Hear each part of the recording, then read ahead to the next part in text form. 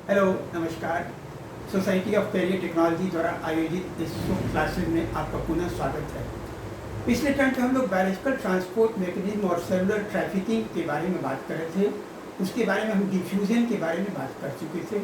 अब उससे आगे नंबर आता है फैसिलिटेटेड डिफ्यूजन का। फैसिलिटेटेड डिफ्यूजन में भी कंसंट्रेशन डिफरेंस के हिसाब से हाई कंसंट्रेशन से लो कंसंट्रेशन की तरफ मॉलिक्यूल्स और आयंस का मूवमेंट होता है, लेकिन इसके लिए बीच में सेल मेम्ब्रेन में कुछ कैरियर प्रोटीन पाए जाते हैं जो कि इसके मूवमेंट को आसान कर देते हैं।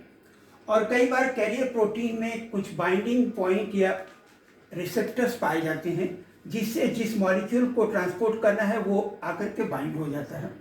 बाइंड होते ही इस कैरियर प्रोटीन में कन्फॉर्मेशनल चेंज हो जाता है जिससे कि अब ये इधर की तरफ का एरिया ज़्यादा ओपन हो गया और इसके बाद ये आयन या मॉलिक्यूल डिफ्यूज होकर के चला जाता है। तो यह है फैसिलिटेटेड डिफ्यूजन, जिसमें कंसंट्रेटेड हायर कंसंट्रेशन से लोअर कंसंट्रेशन की तरफ मूवमेंट होता है, लेकिन उसमें कैरियर प्रोटीन हेल्प करती है। इसका एक बहुत अच्छा उदाहरण हमें सोडियम पोटेशियम ATPase के मामले में मिलता है, जो प्रायः अधिकांश सेल्स में पाया जाता है और नर्व सेल्स में इनका बहुत महत्वपूर्ण पार्टिसिपेशन है। नर्व सेल्स के सेल मेम्ब्रेन में जो कैरियर प्रोटीन है, इसमें तीन बातें हैं। पहली बात तो ये कि इसमें अंदर की तरफ 3 एक्टिव साइट्स हैं सोडियम की बाइंडिंग के लिए। बाहर की तरफ 2 एक्टिव साइट्स हैं पोटेशियम आयन के बाइंडिंग के लिए। और इसके साथ तीसरी बात यह है कि इसमें अंदर की तरफ एक ATPase एक्टिविटी वाला पार्ट है जो कि ATP को ब्रेक डाउन कर देता है। अब इसमें क्या होता है कि 3 स्टेप्स हैं। पहली बात तो ये कि 3 सोडियम आयन इन रिसेप्टर्स से बाइंड होते हैं, उसी समय 2 पोटेशियम आयंस बाइंड होते हैं बाहर की तरफ, और इन दोनों के बाइंड होते ही इनमें कन्फॉर्मेशनल चेंज हो जाता है जिससे कि जो इस तरीके का कैरियर प्रोटीन है वो रोटेट होकर के इधर आ जाता है। तो जिससे क्या हुआ, अब सोडियम आयन वाला साइड इधर आ गया, पोटेशियम आयन वाला साइड इधर आ गया, और इसी के साथ ये ATP मॉलिक्यूल को तोड़ देता है ADP फॉस्फेट और एनर्जी में, और यही एनर्जी इस रोटेशन के लिए एनर्जी प्रोवाइड करता है। तो जिससे कि बाहर की सरफेस पर सोडियम आयन का कंसंट्रेशन ज़्यादा हो जाता है, अंदर की तरफ पोटेशियम आयन का कंसंट्रेशन ज़्यादा हो जाता है। इसके बाद नंबर आता है एक्टिव ट्रांसपोर्ट का। एक्टिव ट्रांसपोर्ट में भी बीच में इस तरीके की कैरियर प्रोटीन होते हैं, लेकिन ये प्रायः लोअर कंसंट्रेशन से हायर कंसंट्रेशन की तरफ मूव करते हैं। और इनमें लोअर कंसंट्रेशन से हायर कंसंट्रेशन में मूव करने के समय एनर्जी इस्तेमाल होती है जो ATP, GTP या CTP क्रिएटिन फॉस्फेट के द्वारा दी जाती है, साइटिडीन ट्राइफॉस्फेट के द्वारा दी जाती है, जिससे कि कम कंसंट्रेशन से ज़्यादा कंसंट्रेशन की तरफ भी आयंस का मूवमेंट हो जाता है। और ये एक्टिव ट्रांसपोर्ट 2 तरह का होता है, एक तो प्राइमरी एक्टिव ट्रांसपोर्ट, दूसरा सेकेंडरी एक्टिव ट्रांसपोर्ट। अब यहाँ जैसे एक एग्जांपल दे, और प्राइमरी एक्टिव ट्रांसपोर्ट में तो सीधे सीधे ATP की एनर्जी से किसी एक पर्टिकुलर आयन का मूवमेंट हुआ। लेकिन अब जैसे यहाँ आप देख रहे हैं कि यहाँ सोडियम आयन अंदर से बाहर की तरफ ट्रांसफर किए गए, बाहर की तरफ अब सोडियम आयन का कंसंट्रेशन काफ़ी ज़्यादा हो गया। अब ये सोडियम का कंसंट्रेशन ज़्यादा होने के बाद क्या होगा, यहाँ और अंदर की तरफ कंसंट्रेशन ग्रेडियंट डेवलप हो गया। तो इसके कारण हमेशा सोडियम आयन बाहर से अंदर की तरफ मूव करने की कोशिश करेगा। सीधे सीधे सोडियम आयन के मूवमेंट को तो हम एक्टिव ट्रांसपोर्ट करें।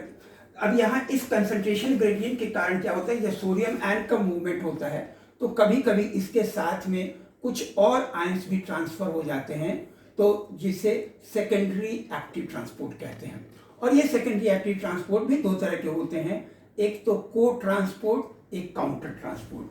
अब यहाँ जैसे आप एक एग्जांपल देखिए, ये एक को ट्रांसपोर्ट का उदाहरण है जिसमें जो बाइंडिंग प्रोटीन है इसके आउटर सरफेस पर दो एक्टिव साइट्स हैं, एक तो सोडियम आयन के बाइंडिंग के लिए और दूसरा ग्लूकोज के बाइंडिंग के लिए। अब यहाँ पे सोडियम आयन का कंसंट्रेशन ज़्यादा हो गया प्राइमरी एक्टिव ट्रांसपोर्ट के द्वारा।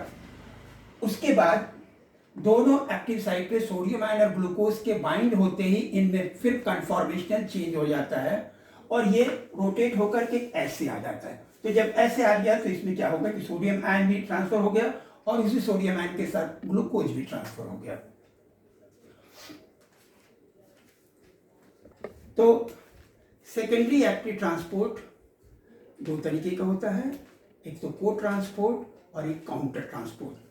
काउंटर ट्रांसपोर्ट का एग्जांपल हम यहाँ देख सकते हैं कि जैसे कि ये जो कैरियर प्रोटीन है इसमें एक तरफ तो ये इसके एक्टिव साइट ऐसे कि सोडियम आयन को भी बाइंड करता है और इसको ट्रांसपोर्ट करता है, लेकिन जो दूसरा वाला आयन है कैल्शियम आयन है, जैसे वो इसके जस्ट अपोजिट साइड में ये यदि सोडियम आयन इधर से इधर आता है तो उस समय ये कैल्शियम आयन अंदर से बाहर की तरफ जाता है।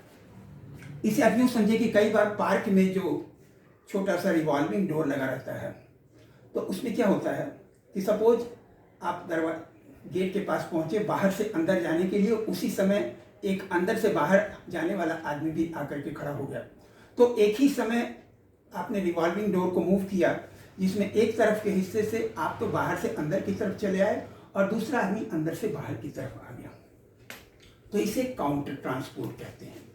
एक और इंटरेस्टिंग चीज़ है, अभी तक तो हम सिर्फ सेल मेम्ब्रेन से होकर के ट्रांसपोर्ट देख रहे थे, लेकिन कभी कभी पूरे सेल शीट से ट्रांसफर होना रहता है, जैसे कि एलिमेंट्री कैनाल के ल्यूमेन से फिर सराउंडिंग कनेक्टिव टिश्यू और ब्लड वेसल्स तक ट्रांसफ़र हो या किडनी के एपिथेलियल सेल्स में हो।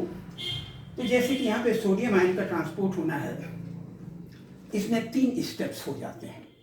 पहली बात ये कि ल्यूमेन के पास ब्रश बॉर्डर है और 2 सेल के बीच में यहाँ पे टाइट जंक्शंस हैं जिनको किसेस कहते हैं। अब इसमें 3 स्टेप्स हो गए। पहली बात ये हुआ कि डिफ्यूजन के कारण ये आयंस यहाँ से इधर सेल के अंदर आ गए साइटोप्लाज्म में। अब वहाँ से फिर क्या होगा, 2 बातें। एक बात तो ये कि यहाँ से एक्टिव ट्रांसपोर्ट के द्वारा ये जो बीच में लैटरल साइड है, लैटरल साइड के स्पेस में आए और फिर तीसरे स्टेप में क्या हुआ कि यहाँ से यहाँ आ गए या फिर यहाँ से सीधे सीधे यहाँ पे आ गए। तो दोनों बातें हुई, या तो इधर से हो करके भी ऐसे आ गए या यहाँ से यहाँ पे आ गए। तो इस तरीके से ये शीट पूरी हुई। अब इसके बाद पिछले कुछ सालों में कुछ नई डिस्कवरीज हुई इंट्रासेलुलर ट्रैफिक के मामले में, आइए देखते हैं। तो पिछले कुछ सालों में पाइनोसाइटोसिस और फेगोसाइटोसिस, जिसे कभी कभी दोनों को मिला करके एंडोसाइटोसिस भी कहते हैं, तो एंडोसाइटोसिस के बारे में कुछ बहुत महत्वपूर्ण जानकारियाँ मिली हैं और जिसमें एक विशेष प्रकार का प्रोटीन पाया जाता है जिसे क्लैथरीन कहते हैं। क्लैथरीन में 3 हेवी चेन होते हैं, एक चेन, दूसरा चेन और ये तीसरा चेन, और इसके 3 इसमें लाइट चेन होते हैं और ये 3 मॉलिक्यूल मिल करके एक ट्राइपॉड की तरह से स्ट्रक्चर बनाते हैं जिसको ट्रिस्केलियन कहते हैं। अब इस तरीके के कई ट्रिस्केलियंस मिल करके, जैसे कभी कभी वो फुटबॉल वॉलीबॉल के सरफेस पर जो पेंटागन्स और हेक्सागन्स जैसे होते हैं, तो ये भी मिल करके एक दूसरे से पेंटागन्स या हेक्सागन्स जैसी संरचना बनाते हैं, जिनमें कम से कम 12 पेंटागन्स या उससे ज़्यादा भी हो सकते हैं। ये एक पिजड़े जैसी संरचना बनाते हैं। तो जब एंडोसाइटोसिस होते, सबसे पहली बात ये है कि कुछ ऐसे प्रोटीन्स हैं, रिसेप्टर्स हैं, लाइगेंड्स हैं, जो कि यहाँ पर बाइंड होते हैं, तो वहाँ थोड़ा सा डिफॉर्मेशन हो जाता है, ये अंदर की तरफ पुश हो जाता है, उसके साथ वो लिक्विड या सॉलिड के अंदर आना है। अब यहाँ पर क्लैथरीन प्रोटीन्स और इसके साथ साथ कुछ एडाप्टर प्रोटीन्स होते हैं 4 प्रकार के। तो ये एडाप्टर प्रोटीन्स इस क्लैथरीन से बाइंड हो जाते हैं और फिर ये रिसेप्टर से बाइंड हो जाते हैं। ये तीनों बाइंड होने के बाद इसके चारों तरफ, जो वेसाइकिल के चारों तरफ है, एक केज लाइक स्ट्रक्चर बनाते हैं। इसके बाद केज लाइक कवरिंग बन गई। फिर GTPase डायनामिन मॉलिक्यूल क्या करते हैं कि जैसे केज लाइक बन गया, अब जैसे इसे एक तरफ यहाँ पर उन्होंने पिंच ऑफ कर दिया तो ये टूट करके अलग हो गया, और टूट करके अलग होने के बाद जब अंदर साइटोप्लाज्म में गया, वहाँ पर फिर इस जो क्लैथरीन की कोटिंग है, इसकी अनकोटिंग होती है चैपिरॉन HSC70 और DNAJ डोमेन को चैपिरॉन के द्वारा। तो ये जो क्लैथरीन का केज है अलग हो गया और ये यहाँ से फिर से सेल मेम्ब्रेन के पास में चला गया दोबारा इस्तेमाल होने के लिए। नेक्स्ट स्टेप में क्या होगा, अब ये जो वेसाइकल्स हैं या तो इस तरीके के 1-2 वेसाइकल्स एक दूसरे से मिल जाएं या फिर ये एंडोसोम से मिल जाएं, और एंडोसोम से मिलने के बाद में लाइसोसोम्स बना लें जिसके अंदर फिर इसका हाइड्रोलाइटिक डाइजेशन हो जाता है। तो ये था बायोलॉजिकल ट्रांसपोर्ट और intracellular trafficking. Thank you very much.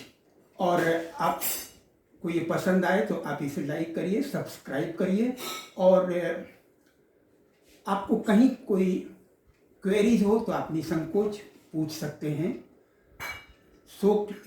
आपका जवाब देने की कोशिश करेगा। Thank you very much.